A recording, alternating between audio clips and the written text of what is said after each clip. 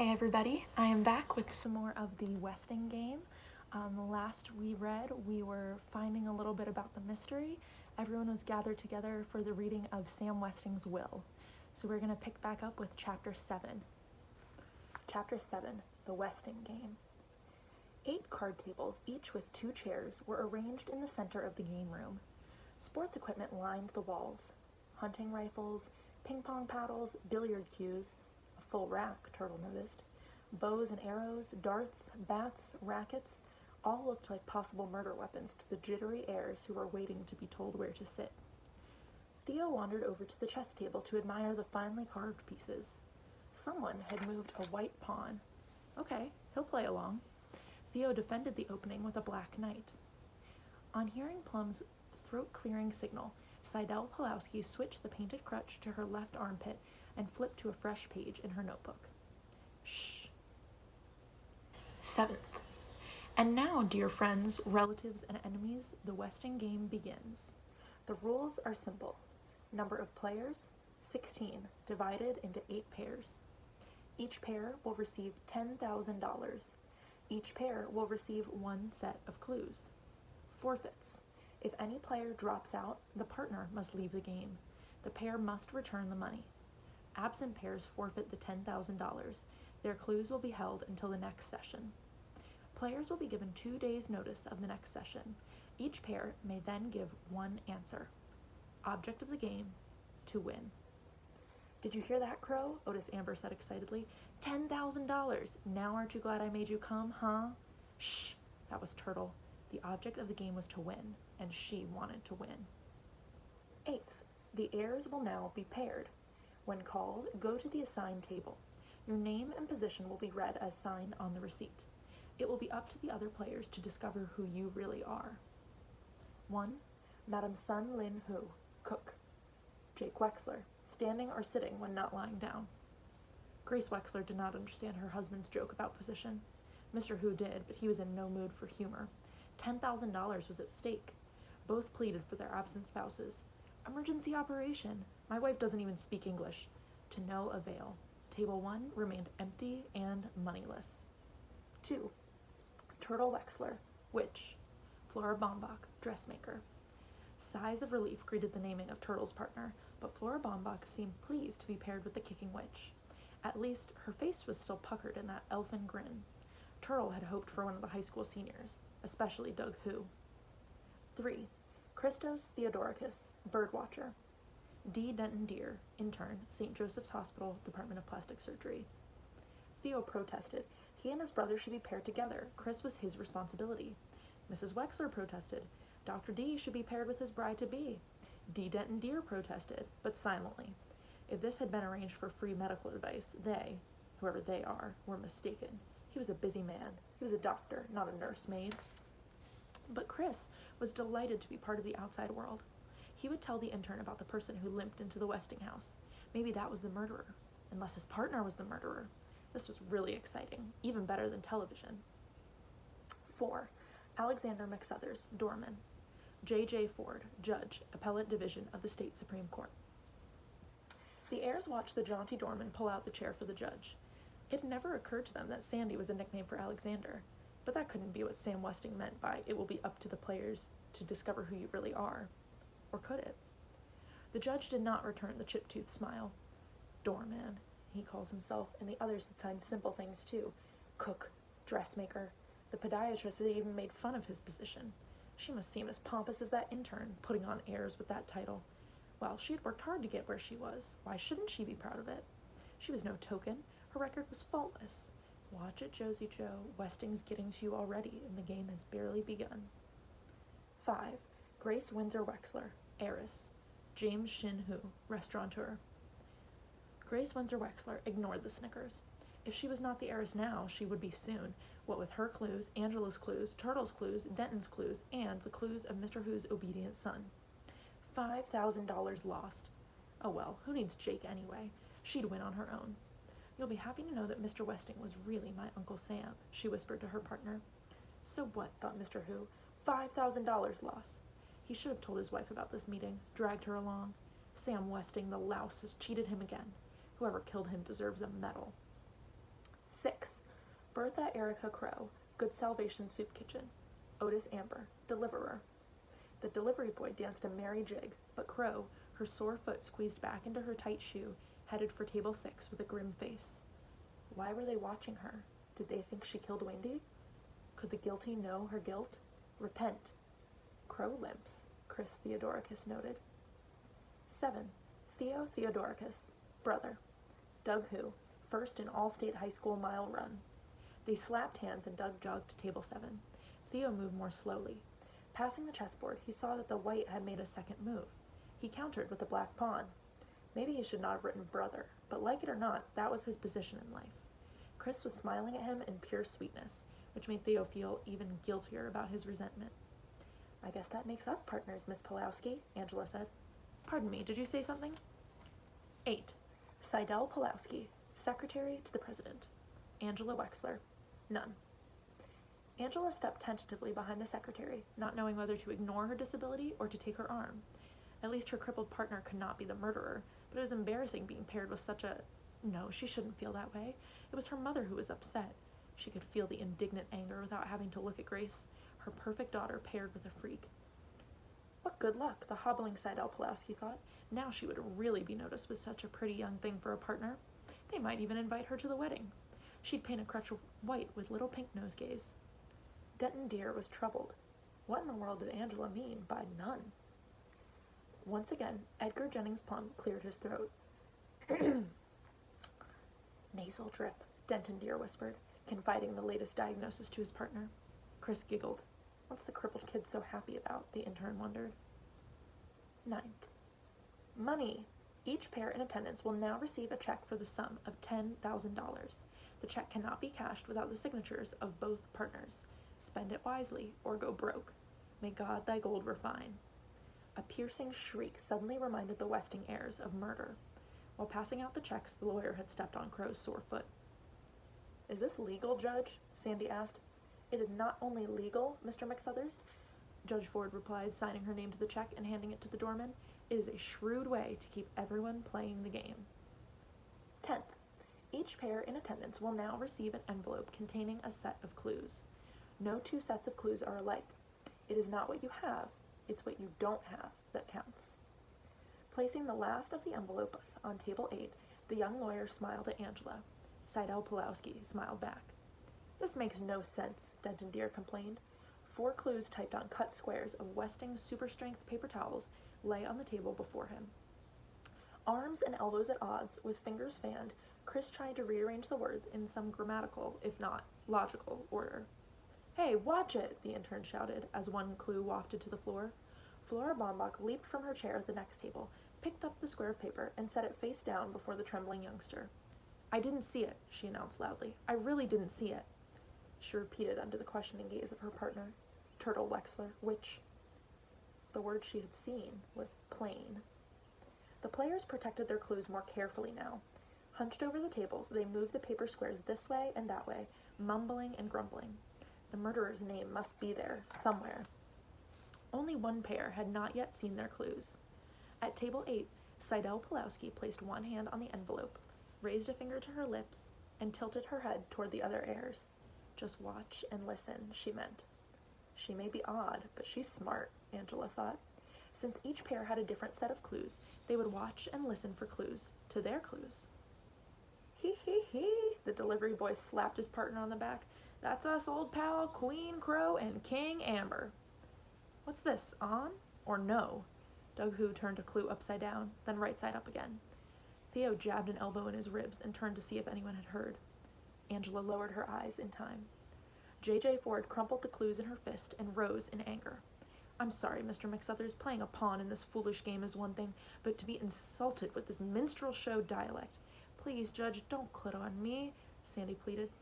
I'd have to give back all that money. It would break my wife's heart and my poor kids. Judge Ford regarded the desperate doorman without pity.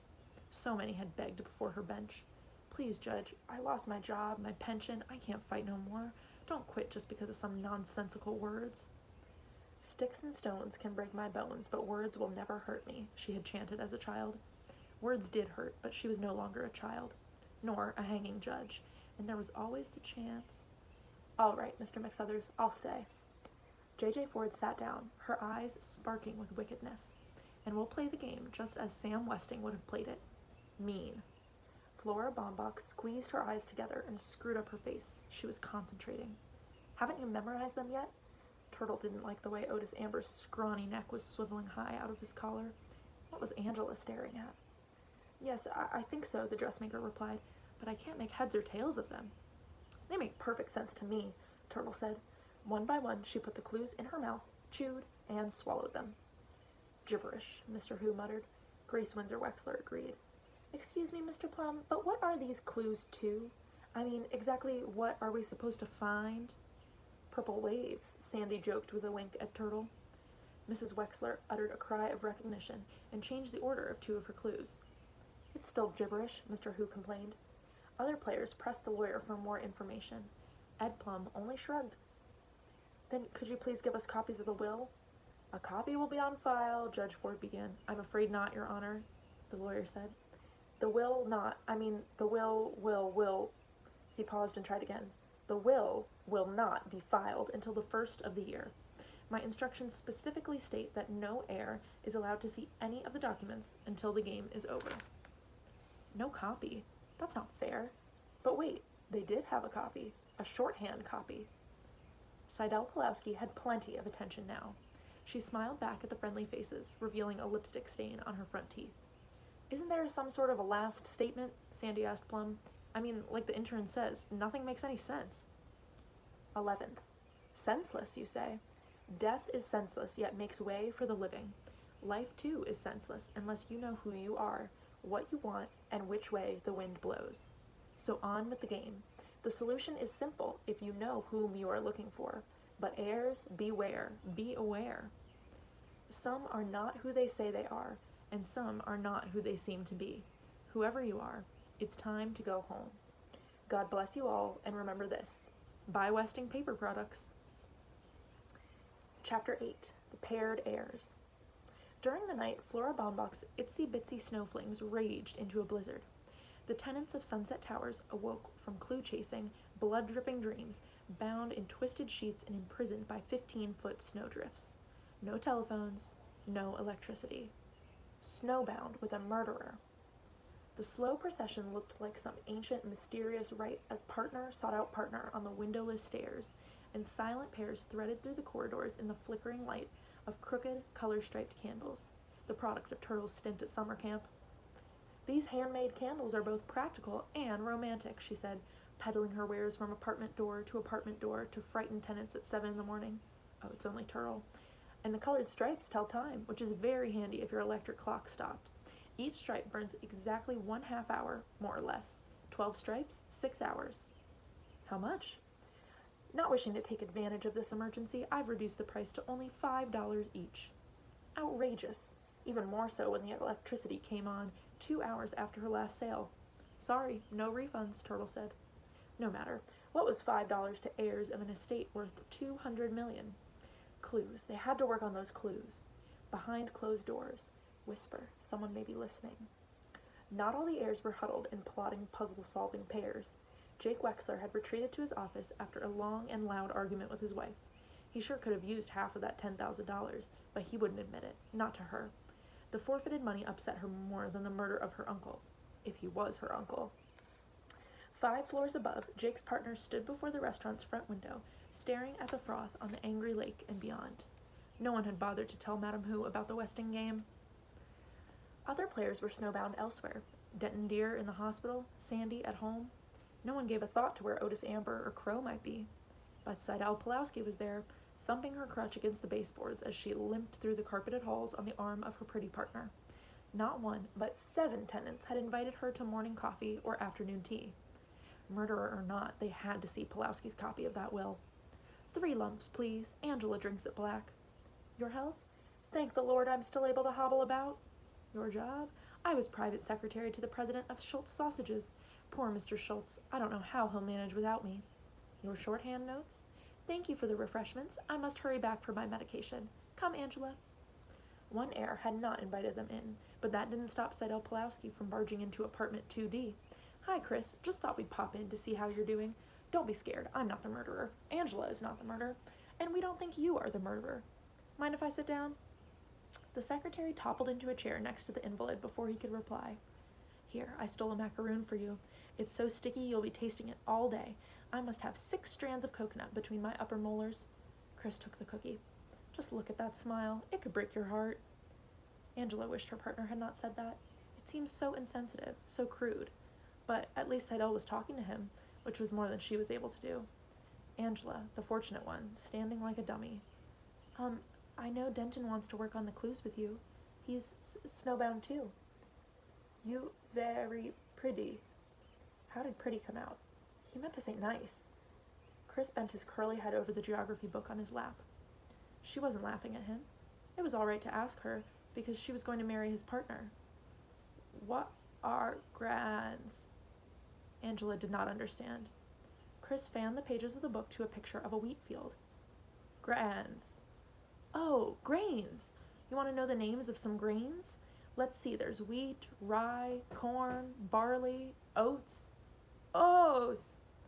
Angela thought the boy was going into a fit, but he was only repeating her last word. Oats. Sydelle was puffing her warm breath on the window and wiping a frosted area clean with her sleeve.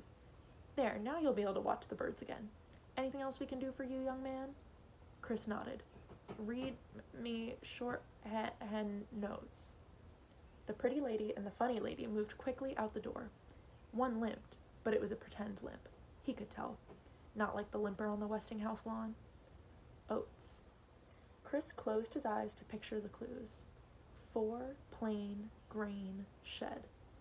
Grain equals oats equals Otis, Amber.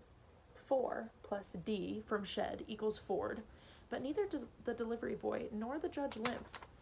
And he still hadn't figured out she or plain. He'd have to wait for Denton Deere. Denton Deere was smart. He was a doctor. Chris raised his binoculars to the cliff. Wind-blown drifts buttressed the house. Something moved on the second floor. A hand holding back the edge of a drape. Slowly, the heavy drape fell back against the window. The Westinghouse was snowbound too, and somebody was snowbound in it. Only one of the players thought the clues told how the $10,000 check was to be spent. Take stock in America, the will said. Go for broke, the will said. In the stock market, Turtle said, and whoever makes the most money wins it all, the whole $200 million. Their clues. C, mountain, AM, O. Stood for symbols of 3 corporations listed on the stock exchanges. SEA, MT, the abbreviation for mounted, AMO. But AM and O are separate clues, Flora Baumbach said. To confuse us. But what about the murderer? I thought we were supposed to find the name of the murderer. To put us off track. If the police suspected murder, she'd be in jail by now. Her fingerprints were all over everything in the Westinghouse, including the corpse. You don't really think one of us could have killed a living, breathing human being in cold blood, do you, Mrs. Baumbach? Do you? Turtle did, but the dressmaker was a cream puff. Don't you look at me like that, Turtle Wexler. You know very well I could never think such a thing. I must have misunderstood. Oh my, I just wish Miss Pulaski had shown us her copy of the will. Turtle returned to her calculations, multiplying numbers of shares times price, adding a broker's commission, trying to total the sums to the $10,000 they had to spend. Flora Baumbach may have been wrong about the murder, but she was not convinced of Turtle's plan. What about buy Westing paper products? I'm sure that was in the will. Great, Turtle exclaimed. We'll do just that. We'll add WPP to the list of stocks we're going to buy. Flora Baumbach had watched enough television commercials to know that buy Westing paper products meant that as soon as she could get to the market, she'd buy all the Westing products on the shelf. Still, it felt good having a child around again. She'd play along, gladly. You know, Turtle, you may be right about putting our money in the stock market. I remember the will said, "May God thy gold refine." That must be from the Bible. Shakespeare, Turtle replied. All quotations were either from the Bible or Shakespeare. Mr. Who moved aside a full ashtray with a show of distaste and rearranged the clues. Purple fruited makes more sense. Grace Wexler looked across the restaurant to the lone figure at the window. Are you sure your wife doesn't understand English? I mean, after living here for so long? That's my second wife. She came over from Hong Kong 2 years ago. She does look young, but it's so hard to tell ages of people of the Oriental persuasion, Grace said. Why was he glaring at her like that? Your wife is quite lovely, you know, so doll-like and inscrutable. Who bit off half a chocolate bar? He had enough problems with the empty restaurant, a lazy son, and his nagging ulcer. Now he had to put up with this bigot. Grace lit another cigarette and rearranged the clues to read Purple Waves.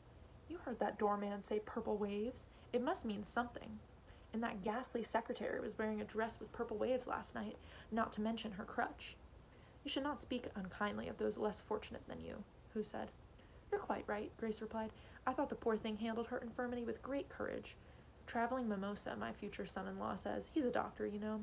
Anyhow, Pulaski couldn't possibly be the murderer, not the way she gimps around. Besides, how could my Uncle Sam know she'd wear purple waves to his funeral? Who waved the cigarette smoke from his face? The murderer had to have a motive. How about this? A niece murders her rich uncle to inherit his money. Good sport that she was, Grace tossed back her head and uttered an amused, ha, ha, ha. Not that I care, Who said. That cheating moneybag's got what he deserved. What's the matter? Look, Grace pointed to the clues. Fruited purple waves, 4C. 4C. The murderer lives in apartment 4C. I live in 4C, Who barked. If Sam Weston wanted to say 4C, he would have written the number 4 and the letter C. S-E-A means sea, like what a turtle swims in. Come now, Mr. Who, we are both being silly. Have you spoken to your son about his clues? Some son. If you catch him, you can ask him. Who stuffed the rest of the candy bar in his mouth? In some business I've got here, everybody orders up, nobody orders down. That coffee shop is sending me to the poorhouse. And your Angela and that Pulaski woman, they didn't show us the will. They didn't give us their clues. They didn't pay for 3 cups of jasmine tea and 6 almond cookies. And you smoke too much.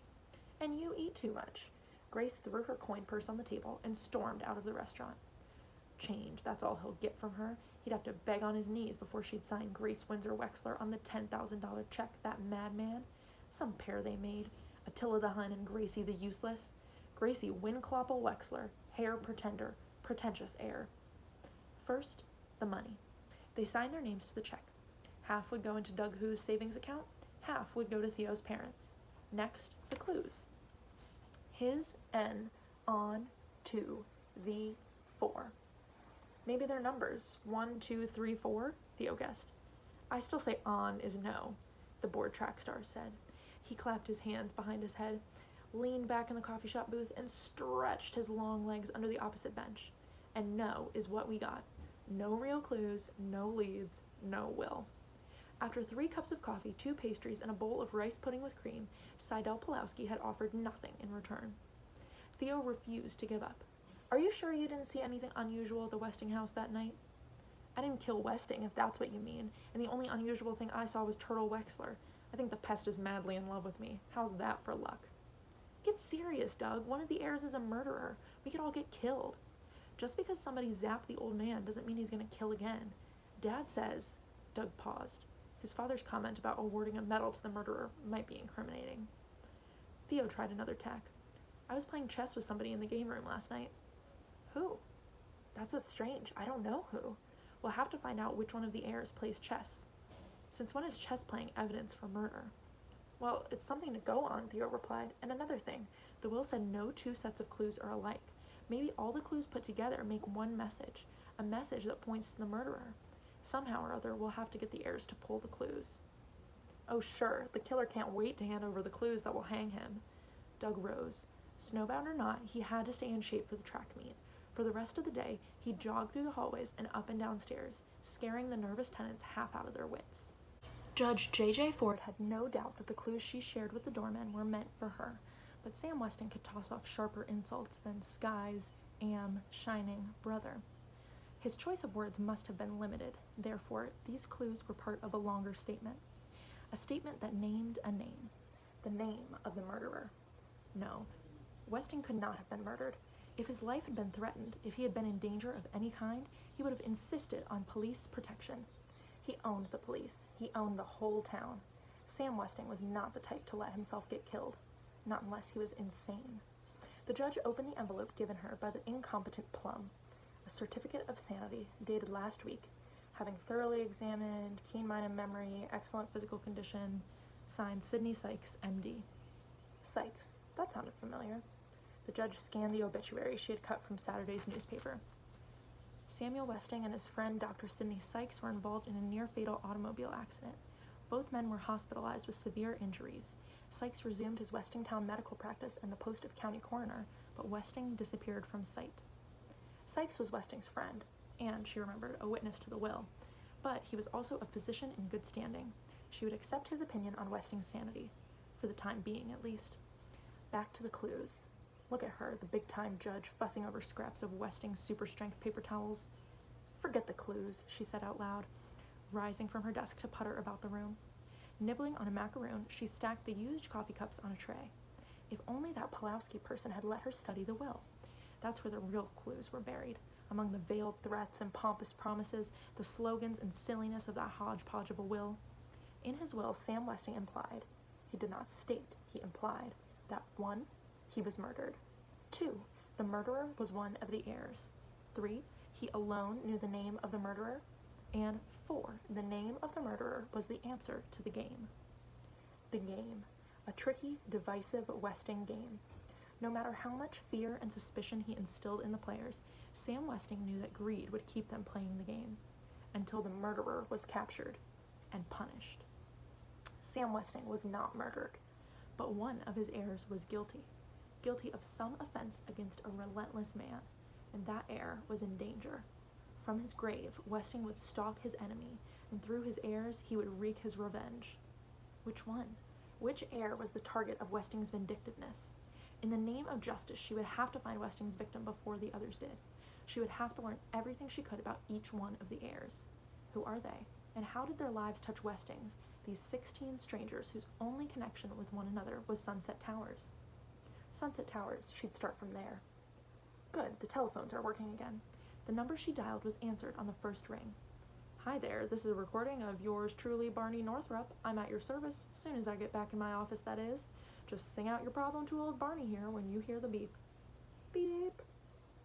J.J. Ford hung up without singing out her problem to old Barney.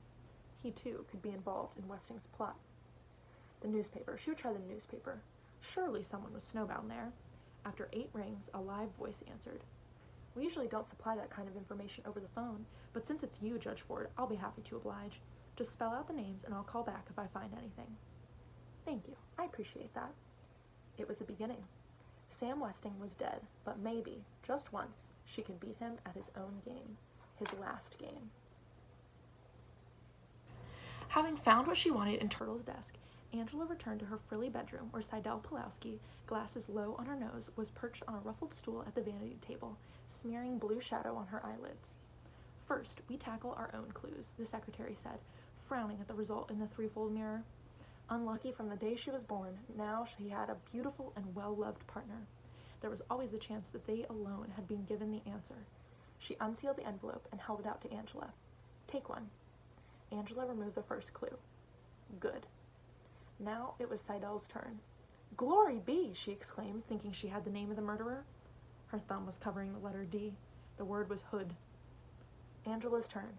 The third clue was from. Sydelle's turn. The fourth clue was spacious. The fifth and last clue was. Angela uttered a low moan. Her hand shook as she passed the paper to her partner. The fifth and last clue was Grace. Grace, that's your mother's name, isn't it? Sydelle said. Well, don't worry, that clue doesn't mean your mother is the murderer. The will says it is not what you have, it's what you don't have that counts. The secretary had not yet transcribed the shorthand, but she had read it through several times before hiding the notebook in a safe place. By the way, are you really related to Mr. Westing? Angela shrugged. Sydelle assumed that meant no, and turned it to the clues. Good Grace from Hood Spacious. The only thing I can figure out from these clues is good gracious from hood space. As soon as the parking lot is shoveled out, we'll peek under the hoods of all the cars. A map or more clues may be hidden there. Maybe even the murder weapon. Now, let's hear about the other clues. Angela reported on the clues gathered in the game room during the day's comings and goings. King, Queen. Otis Amber said, King Otis and Queen Crow. Purple waves. Mother switched 2 clues around when Sandy mentioned those words. On or no. Doug and Theo could not decide whether that clue was right side up or upside down. Grains. Chris Theodorakis thinks that clue refers to Otis Amber. You know, grains, oats. M.T. Angela showed her partner the crumpled scrap of paper she had picked up along with Sydelle's dropped crutch during Flora Baumbach's tea party. 500 shares MT at $6 equals $3,000. Broker's commission equals 90. 3,000 plus 90 equals 3,090. I checked Turtle's diary. She is not following any stock with a symbol like MT, so that must be one of her clues. MT could stand for either mountain or empty. Excellent, Sydelle Pulaski remarked. Her partner was beautiful, but not dumb. Read all the clues together now. Good hood from spacious grace, king, queen, purple, waves, on, no, grains, mountain, empty. Sydelle was disappointed. It is not what you have, it's what you don't have that counts. And what we don't have is a verb. Nothing makes sense without a verb. What about the judge? Judge Ford thought her clues were an insult, and she said something about playing a pawn in Weston's game. And she had a clipping of the obituary on her desk. This obituary. Angela handed Sydelle the newspaper taken from Turtle's drawer. What's that? It was a knock on the front door. It was footsteps in the living room. It was Theo. Anyone for a game of chess? He asked, leaning through the bedroom doorway. No, thank you, Sydelle replied, looking very busy. Theo smiled shyly at Angela and left. Sydelle read the obituary in Turtle's newspaper. The words $200 million were underlined, but she found a more interesting item. Sam Weston was a master at chess. No wonder Theo's so interested. Do you know anything about the game, Angela? A little, she replied slowly, putting the pieces in order. The judge said she's a pawn, and Otis Amber says he's a king, Crow's the queen. Oh well, it's probably just a coincidence. We can't leave any stone unturned, Sydelle insisted. As the will says, object of the game, to win. What did you say? Object of the game, to win. How about object of the game, twin? Maybe the murderer is a twin? Twin! Sydelle liked that. The only problem would be getting the murderer to admit that he or she is a twin. Let's get back to my apartment. It's time I transcribe these notes. Angela helped the invalid to her feet and nervously peered in both directions before stepping into the hallway. Sydelle chuckled at her timidity. There's nothing to be scared of, Angela. Weston was murdered for his money, and we're not rich yet. We won't be rich enough to be murdered until we find the name, and by the time we get the money from the estate, the murderer will be locked up in jail. In spite of the impeccable logic, Angela looked back over her shoulder several times on the way to 3C. Strange. Sydelle stood before her open apartment door. She had slammed it shut on leaving, but had not locked the deadbolt. After all, not even a burglar could get into a snowbound building. Unless... Angela, too, frightened to notice that Sydelle ran through the apartment with her crutch in the air, found her partner in the bathroom frantically tossing soiled towels from the hamper. Sydelle Pulaski stared at the bare wicker bottom, then sank to the rim of the bathtub, shaking her head in disbelief. Someone in Sunset Towers had stolen the shorthand notebook. Alright, and that is the end of chapter 8. So I think we have found everyone's clues, but we're not very far in solving the mystery. So I'm going to list the clues in the description box down below, and if you want to take a look and see if you can make any heads or tails of them, that would be awesome. Alright, see you next time for chapter 9.